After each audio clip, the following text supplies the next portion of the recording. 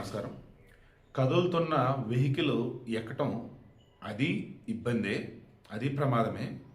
దిగటం మరింత ఇబ్బంది, మరింత ప్రమాదం. కదులుతున్న దానిలో ఎక్కటం అంటే నువ్వు లోపలికి వెళ్ళిపోతావు. అదే దిగుతున్నప్పుడు ఏమైంది, ఆ స్పీడ్ నుంచి నువ్వు నార్మల్ మోడ్కి వచ్చేస్తావు. బట్ ఆ స్పీడ్ నేను లాక్కెళ్ళిపోయింది. హైదరాబాద్ వచ్చిన కొత్తలో నా 10th క్లాస్ అయిపోయింది. మా బంధువుల కోసం హైదరాబాద్ వచ్చాం. మనకేం తెలుసు, ఈ సిటీ బస్సులు ఆకుండా ఫ్లోలో వెళ్తాయి, అప్పుడు దిగాలని చెప్పేసి దిగాల్సిన పాయింట్లో దిగకుండా ఆగున్నాము. ఈలో బండి కదులుతుంది. లేదు ఇక్కడే దిగాలంటే స్లో చేశాడు. దిగాలన్నాడు. నేను వెనక డోర్ నుంచి ఇటు ఫేస్ చేసింది, వెనక తిరిగి దిగేసాను. దెబ్బకి పడ్డా. ఫస్ట్ హైదరాబాద్లో బోని పడతాం. 10th క్లాస్ 2000 మేలోనో జూన్లోనో పడింది. ఇది ఎందుకు చెప్పానన్నా, ఈరోజు ట్రైన్ల నుంచి కానీ బస్సులో నుంచి కానీ కదులుతూ ఉన్నప్పుడు దిగటం అంటే ఆల్మోస్ట్ ప్రాణాలు తెగించడమే. ఎక్కటం అన్నప్పుడు కూడా అది ప్రమాదమే. ఎక్కడంతో పోల్చుకుంటే దిగటం అనేది కదిలే వాటిని చాలా చాలా ప్రమాదం. నేను రెండు కూడా ఆపోజ్ చేస్తాను. కదిలే వాటిని ఎక్కొద్దు, కదిలే వాటిని దిగొద్దు.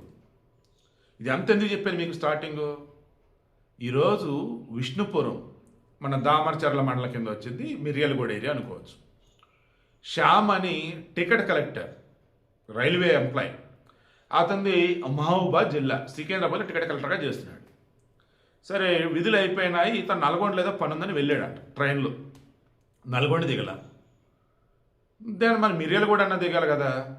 మరి ఏమేమో విష్ణుపురం రైలు కొంచెం స్లో అయిందట, అక్కడ దిగబోయాడు.